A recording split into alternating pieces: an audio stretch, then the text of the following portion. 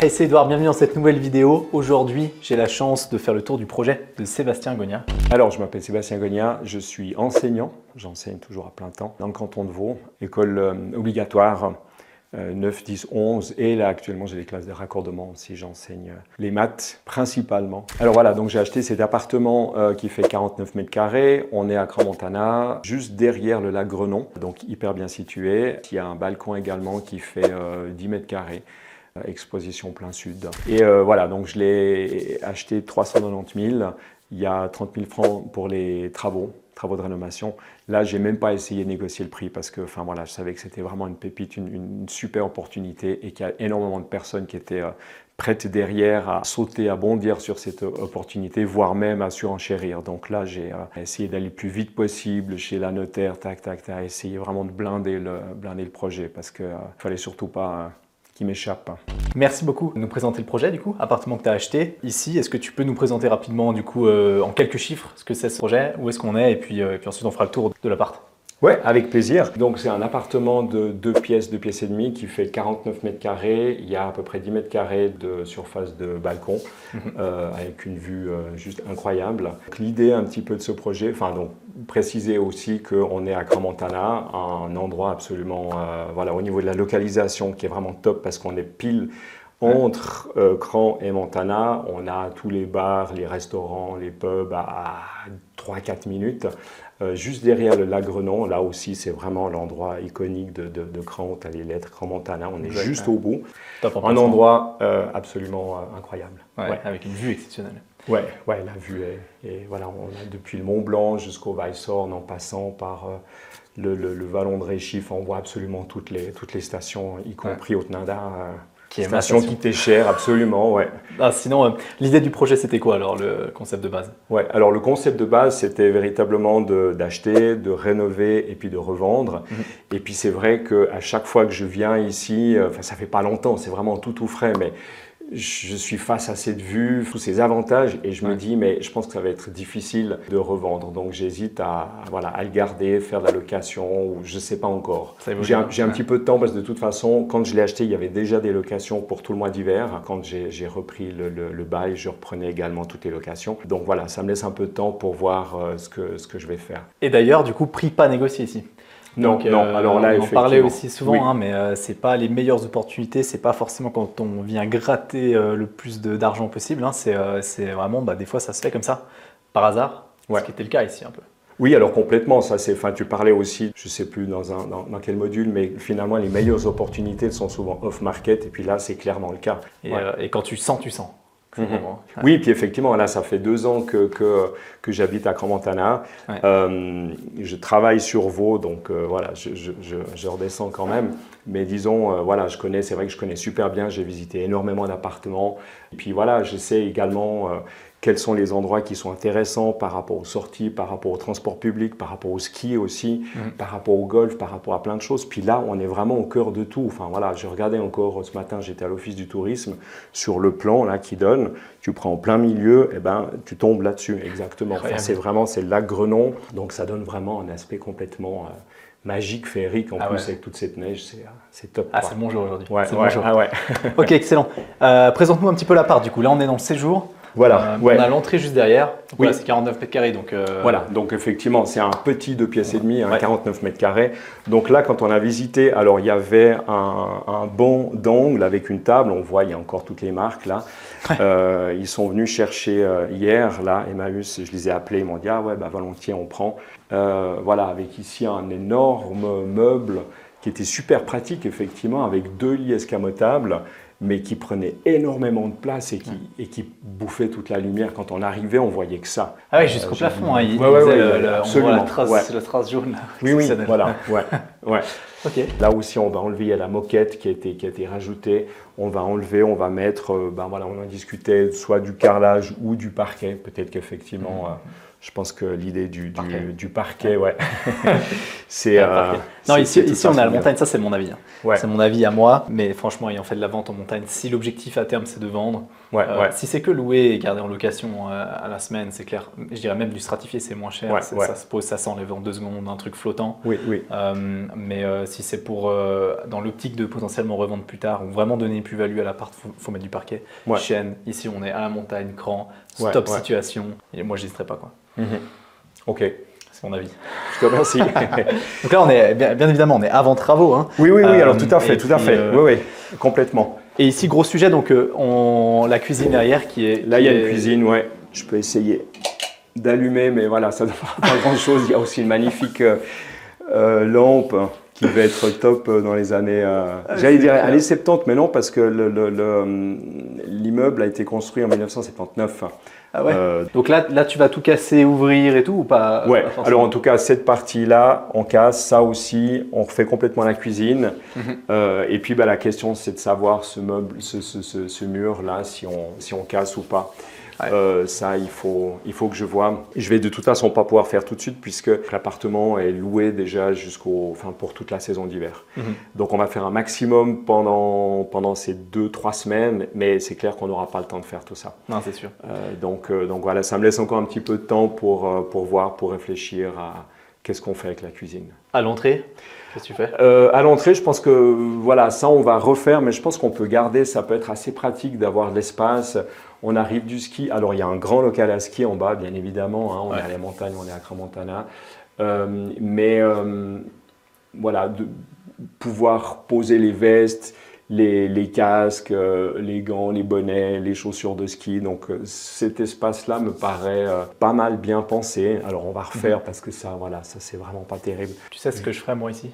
Non. Franchement, alors je vois là très quick and dirty, hein, mais très rapidement, parce que ici il y a des plaques de vieux bois. Hein. Du coup, c'est peut-être potentiellement ça que tu vas mettre. Oui. C'est magnifique. Et ce que je ferais là, c'est une grosse pièce de vieux bois, un joli meuble. Là, il faut un menuisier et tout. Jusqu'à limite jusque là, hein. Tu peux aller au bout. Et jusqu'au plafond, vraiment un cube avec banc, effectivement, armoire de rangement là pour le bougan, mais tout en vieux bois. Oui. Avec, et tu récupères parce que c'est très très décentré ici. Hein. Ça n'a rien à voir avec l'axe de l'entrée, je ne sais pas pourquoi. Mais vu que tu vas jusqu'au plafond, tu peux récupérer le spot là et tu peux encastrer un rail LED et faire un truc vraiment joli, tu vois. Ah ouais, d'accord, mais tu récupères, mais tu gardes pas cette lampe. Je gigue ça. Ah bon, d'accord. Et puis après, c'est ça qui illumine l'entrée. Tu mets un joli rail LED ici, quelque part dans le meuble. Tu vois, si tu fais un banc à l'entrée ici, tu mets le banc là. Potentiellement, tu as toujours des listes sur le côté contre le mur et au plafond. Donc tu peux tirer tes tubes comme tu veux. Là. Et tu mets un rail LED quelque part dedans, sur le côté ou les deux, ou au plafond, encastré dans le meuble, en vieux bois. Et là, tu rentres, premier truc que tu vois, c'est direct à la lumière, là, c'est magnifique. Et tu avances 2 mètres, tu vois la vue incroyable. Là, la première impression, elle est dingue. Tu vois. Voilà, c'est mon avis. Mais après, ça coûte ça. Alors effectivement, le vieux bois, ça coûte une blinde. Mais c'est vrai que c'est vraiment... Dans l'appartement, qui est ma résidence principale, on a mis beaucoup. C'est vrai que ça donne un côté hyper chaleureux, hyper chalet, montagne, etc. Et d'ailleurs, effectivement, je me suis beaucoup inspiré aussi pour tout ce qui est déco, tout ce qui est ameublement sur Pinterest, comme tu le mentionnes très souvent aussi sur les vidéos. D'aller regarder, tu tapes effectivement, je ne sais pas, chalet luxueux. Alors, on n'est pas dans un truc luxueux, mais disons, ça donne un petit peu une idée de ce que les gens qui ont du goût, qui ont de l'argent, qu'est-ce qu'ils recherchent finalement. Ça donne vraiment un côté waouh. Ah oui, complètement. Ok, bon magnifique. Parfait, next. Oui, alors on entre ici dans la salle nuit, espace nuit. Voilà, passer une petite salle de bain qui n'est pas très grande, qui est vraiment dans son jus. Hein. Je pense que c'était effectivement dans les années 80, les années 80. C'était super à la mode. Mais là, on va tout virer. Voilà, là, j'ai fait sur mesure un meuble en vieux bois. Là aussi, il y aura un énorme miroir. On met des barres LED aussi au plafond. Là, je voulais mettre effectivement du vieux bois aussi avec des petits spots. Un rail LED autour et des spots. Et puis l'idée, c'est de pouvoir choisir d'avoir un interrupteur double commande et puis de pouvoir soit mettre les spots ou les LED. Ok. Et là, c'est douche. J'ai longtemps hésité parce que c'est vrai que de plus en plus maintenant, on fait plutôt une douche. À la montagne, c'est vrai que, en tout cas, je vois que nous, on utilise quand même pas mal la baignoire. Tu rentres du ski, il fait froid, tu te fais un petit bain avec des petites huiles essentielles, des trucs comme ça. C'est clair que si on était en plaine, là, je ne me poserais pas la question, je ne garderais pas la baignoire. Ok, d'accord. Mhm. Excellent. Avec Parfait. du carrelage, avec des carreaux au sol, 60 par 60, gris anthracite, enfin voilà un petit peu toutes ces choses-là, pour faire quelque chose d'un petit peu plus sympa. Nickel. Ouais. Et quelle couleur tu vas faire ici? Ici c'est du carrelage imitation vieux bois. Au Fais sol, gaffe c'est avec gris ça et le anthracite. vieux bois au plafond. Hein. Ouais, alors ça Parce il que faut que ça je va. vois. Ouais. Parce que si c'est imitation mais c'est pas la même chose, c'est très moche. Après. Ouais. Fais gaffe, la liaison entre les deux, ça se voit vraiment. Oui, ouais, c'est juste. Quitte à garder un truc plus gris anthracite qui casse le vieux bois. Ouais. Alors voilà, bon là il y a un petit espace de rangement, ça aussi on va refaire. Ça l'idée c'est de faire, comme tu disais, du vieux bois. Ok. C'est assez pratique d'avoir pas mal de place, pas mal de volume, espace de rangement pour toutes les affaires. Il n'y a jamais trop d'espace en montagne. Hein. Non. Et puis ensuite, La chambre. on a voilà, une petite chambre. Donc voilà, là une pièce, chambre à coucher, donc avec des dimensions un petit peu particulières. On a 2,25 m de large. C'est Et très ce qui très fait étroit. que, ouais, c'est super étroit. Ouais. Et c'est pour ça qu'avant, en fait, ils avaient mis les deux lits de 2 mètres, donc 200 cm, sur la longueur ici. Et puis comme ça, voilà, on dort tête bêche. Et je me disais, ouais, c'est pas génial, c'est vraiment dommage. Mais du coup, j'ai trouvé des lits qui font 190, et ça laisse suffisamment d'espace ici quand même pour passer. C'est pas hyper large, mais disons, ça me paraît quand même beaucoup plus sympa d'avoir voilà, les deux lits côte à côte. Donc là aussi, il y a de la moquette, on va virer. J'ai juste voilà, essayé de mettre les lames de parquet pour avoir une toute petite idée de ce que ça peut donner. Ouais, on va montrer le parquet qui est exactement le parquet que je disais de mettre dans le séjour. Pour moi, là, ça c'est parfait. Ça va parfaitement bien avec le vieux bois. Ça va parfaitement bien avec du carrelage anthracite que tu veux mettre à l'entrée, essentiellement. Ouais. 60-60 ou un truc joli, carré Voilà. assez gros à l'entrée. C'est parfait. Non, ça c'est clair, effectivement, dans le but de revendre un jour ou l'autre, je pense que ça amène une sacrée plus-value.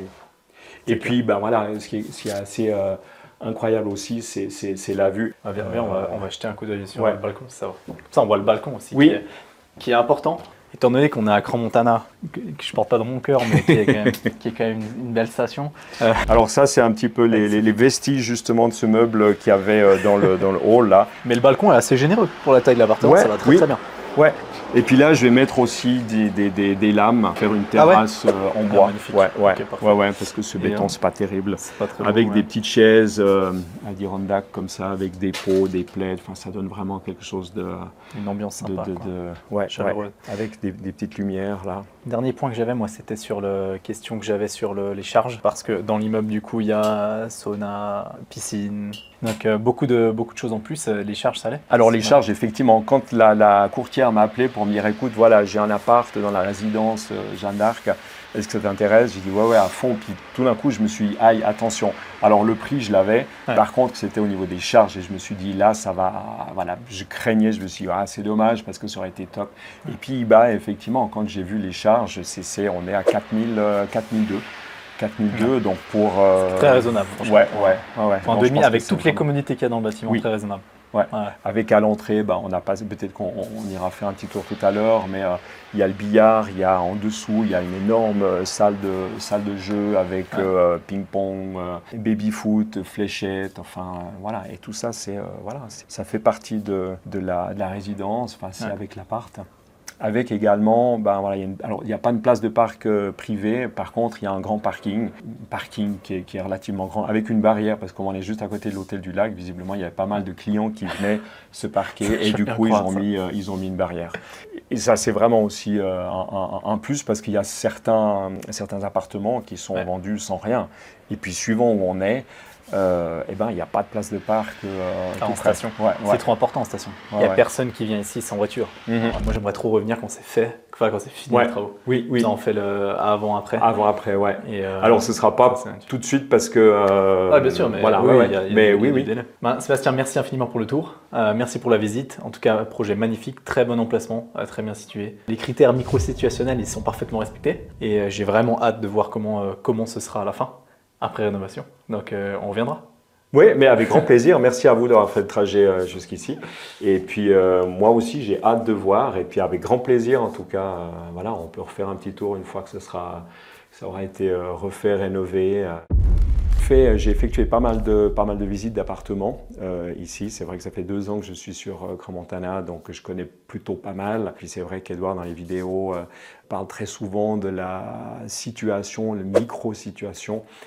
Donc énormément de visites. Avec l'idée, c'était aussi d'avoir des comparables, de rencontrer un maximum de personnes aussi, d'avoir un petit peu un réseau. Et un jour, il y avait un appartement qui avait l'air assez sympa dans son jus, comme on dit. J'ai pris rendez-vous avec la courtière pour aller visiter cet appartement. Le jour même, en fait, je réalise exactement où il est placé. Puis je me dis non, mais je vais de toute façon pas l'acheter parce qu'il est vraiment trop décentré au niveau des transports publics. C'est pas génial. J'hésitais à l'appeler pour lui dire écoutez, voilà, je crois que je vais pas vous faire perdre votre temps. Je vais de toute façon pas l'acheter, donc voilà, on annule, je suis navré. Et puis je me suis dit non, mais écoute, vas-y, c'est toujours intéressant de rencontrer. Et puis voilà, il se trouve que cette courtière, je l'avais déjà rencontrée 2 ans auparavant. Il y a eu un bon feeling, on a discuté. Et une semaine après, cette courtière m'appelle en me disant voilà, j'ai un appartement qui vient d'entrer, il n'est pas encore officiellement en vente, est-ce que ça vous intéresse de le visiter? Et il m'explique où il est, j'ai dit ouais, à fond, parce que je connaissais très bien la résidence. Si j'avais pas effectué cette visite 1 semaine avant, sachant que j'allais pas prendre l'appart, voilà, il m'aurait pas appelé. Donc avant de rejoindre le programme, j'avais absolument aucune expérience, aucune connaissance au niveau de l'immobilier. Alors j'avais visité quelques appartements et puis c'est tout, mais je connaissais absolument rien véritablement à l'immobilier. J'ai commencé à faire des recherches sur les réseaux sociaux, sur YouTube, sur Instagram, etc. Et puis je suis tombé sur des vidéos d'Edouard qui étaient hyper intéressantes, mais c'était les vidéos que je voyais là. Puis je me disais, mais moi j'aimerais pouvoir aller plus dans le détail. Même si toutes ces vidéos gratuites étaient hyper intéressantes, j'avais envie voilà, je suis prêt à payer pour avoir quelque chose qui va plus loin. Et j'ai tout de suite rejoint le programme. Finalement, j'avais une sorte de marche à suivre. Donc j'ai effectivement commencé par créer une société. Puis ensuite, j'ai suivi les différents modules par rapport à la visite d'appartements, par rapport aux rénovations aussi. Alors, il y a eu énormément de conseils qui m'ont été qui étaient hyper pertinents. Et puis, il y a une partie également qui est très intéressante, c'est pas mal de contacts par région, par canton, qui étaient aussi recommandés dans le programme. Ouais, je pense qu'effectivement aussi le fait d'avoir suivi cette formation, d'avoir suivi un petit peu chacun des modules, ça m'a permis d'éviter, je pense, une grosse erreur, c'est d'acheter en mon nom. J'aurais jamais pensé passer par une société et c'est après coup que j'aurais réalisé que c'était une grosse erreur au niveau des impôts, au niveau à tous les niveaux.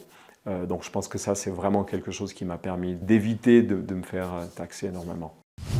Alors les objectifs, au départ, l'idée c'était effectivement de faire achat, rénovation, revente, et puis de racheter un autre, et puis après il y a un moment donné où on peut peut-être en acheter 2, etc., etc. Et puis c'est vrai que là, à partir du moment où je suis tombé sur cet appartement, je ne vais pas forcément le revendre tout de suite. Donc ça chamboule un tout petit peu mes projets. Mais en tout cas, je suis bien décidé de continuer un petit peu là-dedans, dans cette aventure de l'immobilier. Et puis je pense qu'il y a énormément d'opportunités en Suisse et en Valais, et ici, un peu partout finalement.